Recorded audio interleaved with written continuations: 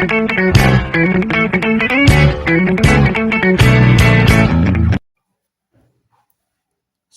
siang teman-teman. Assalamualaikum warahmatullahi wabarakatuh. Salam sejahtera, Om Swastiastu, Namo Buddhaya, Salve. Perkenalkan, saya Pascalius Gratis Domini dari kelompok 1 angkatan 245 gelombang ke-6 dari Dinas PUPR Manggarai Timur.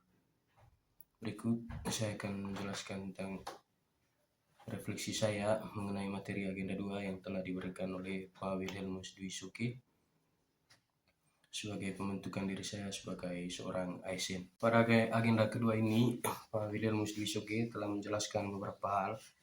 Yang pertama, tentang employer branding ASN atau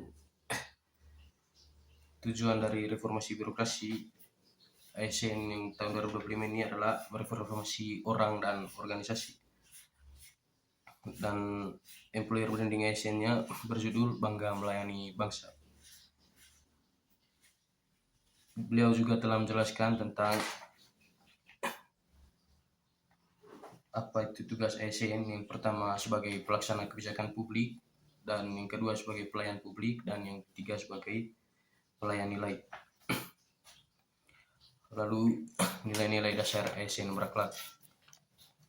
Yang pertama, Bapak Wilhelmus kemarin menjelaskan tentang pengertian nilai itu sendiri, bahwa nilai itu menyempurnakan manusia sesuai hakikatnya dan hal-hal sifat yang berguna bagi manusia. Lalu ciri dari nilai itu sendiri, yang pertama bersifat abstrak, dan yang kedua bersifat benar dan baik atau bersifat positif. Jadi nilai-nilai dasar ASN ini diberikan beliau untuk membentuk kami sebagai CPNS untuk punya nilai baik dan benar dalam menjalankan tugas kami ke depan. Lalu dari materi yang saya telah pelajari dari Pak Wilhelmus kemarin, ada 7 nilai ASN berakhlak. Yang pertama berorientasi pelayanan, lalu yang kedua akuntabel, lalu yang ketiga kompeten, harmonis, loyal, adaptif, dan yang ketujuh adalah kolaboratif. Semuanya ini punya kaitan dan semuanya membentuk saya untuk menjadi ASN yang berakhlak. Nilai-nilai berorientasi pelayanan, bahwa saya harus sadar bahwa pelayanan kepada masyarakat adalah prioritas utama saya sebagai seorang ASN. Lalu nilai akuntabel, sebagai seorang ASN saya bertanggung jawab atas kepercayaan yang diberikan. Melalui nilai kompeten, dan saya harus terus belajar dan mengembangkan kapasitas saya untuk memberikan kinerja yang terbaik. Lalu nilai harmonis, saya harus membangun lingkungan kerja yang kondusif dan saling menghargai. Saya juga perlu membantu rekan-rekan saya dalam menjalankan tugas. Lalu loyal, saya memiliki komitmen kuat untuk mengutamakan kepentingan bangsa dan negara, dan saya harus menjaga nama baik instansi dan menjalankan tugas dengan dedikasi yang tinggi. Lalu adaptif, saya perlu terus berinovasi dan antusias dalam menghadapi perubahan. Lalu yang terakhir kolaboratif, saya harus membangun kerjasama yang sinergis dengan berbagai pihak untuk mencapai tujuan bersama. Lalu ada 3 yang diberikan Pak Wilhelmus kemarin, nilai-nilai dasar ASN ini. Yang pertama afirmasi, apa afirmasi dari nilai itu sendiri, lalu kode etik atau kode perilaku yang harus diterapkan, dan yang terakhirnya adalah kata kunci.